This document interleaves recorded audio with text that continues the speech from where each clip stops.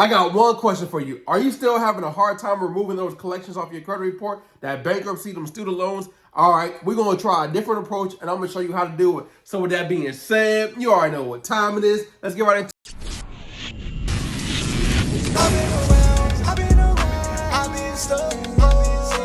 What's up, family? I'm back with another one. Hey, if you're new to the channel, welcome to the family. So in today's class, I'm going to show you a whole different approach on how to attack these collections and get them removed from your credit report. So with that being said, go grab a pen, go get some paper, and you know what you got to do, because woo, class is going to be a good one. Hey, welcome to today's lesson. So in the previous lesson, we talked about the CFPB on how to use a free secret letter with the evidence and send it to the CFPB with the loss and present your case, right? All the evidence to present your case to get these accounts removed from your credit report. However, we're going to try a different approach, right? We already attacked with the CFPB. You should already sent your complaint off. However, we're going to do another way to get these accounts removed as well. However, it's going to take a little bit of time because we got to do individual accounts, and it's going to be a little bit different, but it's going to be the same approach. We're going to use a secret letter, right? We're going to use a secret letter as well as all the the accounts that you marked up from the last month to this month, right? And with the laws, and show them how they violated our rights by using, I'm gonna show you where to go, and we're gonna get these things removed from our credit report, right? Because it's holding us back. That collection, that charge off, that eviction, that repossession, that bankruptcy, whatever it is holding us back from getting to our ultimate goal. So what I'm gonna do is show you how to leverage the evidence that you have with the free secret letter so you can get these accounts removed from your credit report. So let's get into it. So I'm gonna do a quick recap. So if you haven't watched the previous lesson, make sure you watch the previous lesson. I'm gonna make sure I link it so you can see what I'm talking about. Well, you wanna make sure you watch the previous lesson so you can see what I'm talking about. But it's gonna be a real quick recap so you can understand the process of what we're doing. So remember, we sent the free secret letter off, right? We told the credit bureaus to check every piece of information. So we told them to check the account number, right? I got it marked off. The revolver, the credit card, the individual, the monthly payment, date open, balance, everything. We told them to check everything, right? So what the free secret letter does, it tells them to check every piece of information on that account. And if it's not reported correctly, either remove it or update it. However, 9 times out of 10, they're not gonna remove it, or they might remove it, and 1 or 2 things might come off. However, they're gonna say everything is verified. Now, how can everything be verified if everything is still incorrect? So you sent the free secret letter off. Now the credit bureaus have 30 days to respond back to you. Now 2 things is gonna happen, right?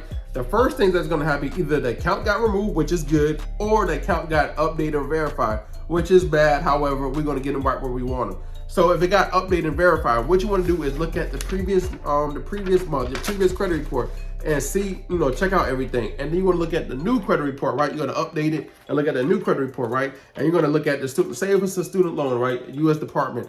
You're going to compare the two, see if everything is 100% accurate, right? We already know it was 100% accurate on the first month. However, if they updated everything what they're supposed to do, the date open, date last active, all that, make sure everything is updated. However, if it's not updated, you told them to update it. And if they did it, guess what? You can use that as leverage. However, it's going to be a little bit different because it's going to be a little bit tedious because we got to do an account, one account at a time, because I'm going to show you why. So just make sure you have the evidence as well as the secret letter, because you sent it off, the tracking number. You want to have all the evidence and plus the laws, how they violate. And I'm going to show you how to put everything together and send it off individually. It's going to take a little bit of time.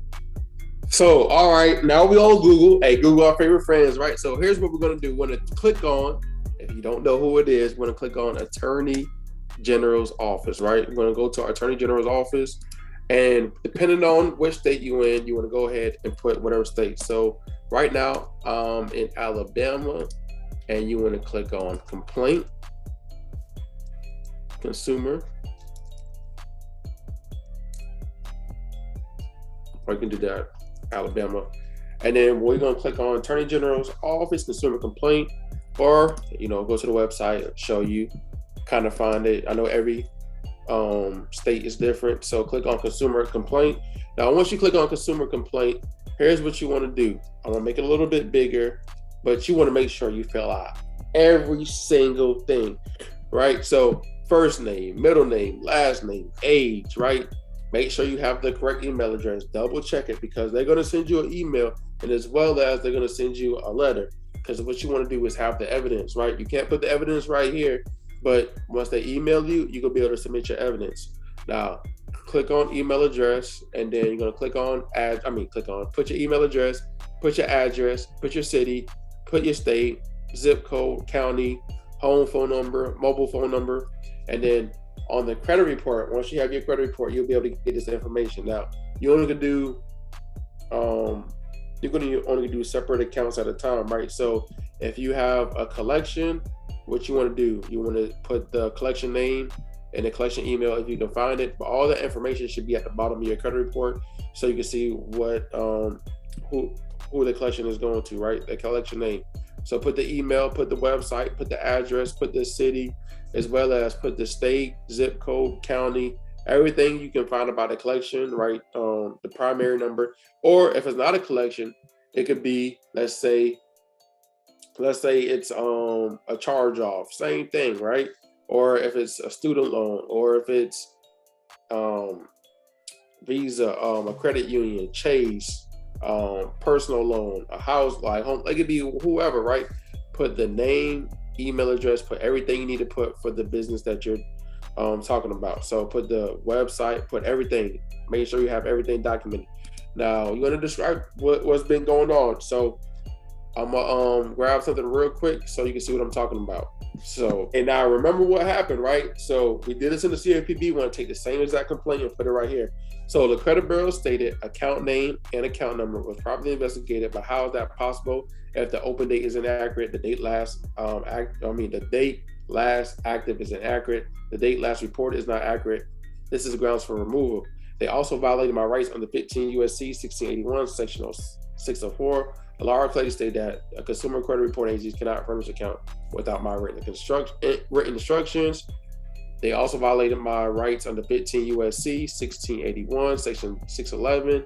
The law clearly states that the credit bureaus have 5 days to notify me from when they receive my disputes. They also violated me under the rights of 15 USC 1681, 611. The law clearly states if items are found inaccurate or cannot be verified, the consumer reporting shall promptly delete the information off the consumer file, right? So cost, date signed, if there's anything related to it, and then please indicate the type of products or services, if the complaint or motor vehicle. Now you don't have to do all this. Click no, and sign with the initials, and then click on I'm not a robot, and then click on submit.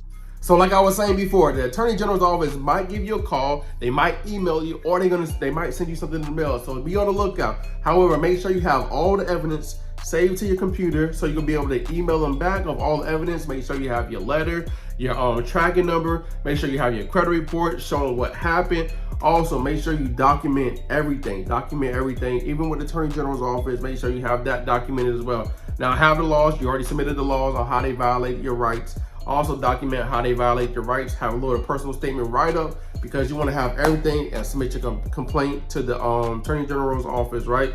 Also, now this is going to take time, because remember, you're only doing one account at a time. So you don't have to do all 5 accounts. If you have 5 negative accounts, you don't have to do all that in one day, right? You could do Monday, 1 complaint, Tuesday, another complaint, Wednesday, another complaint, Thursday, the same thing over and over and over until you submit all your complaints.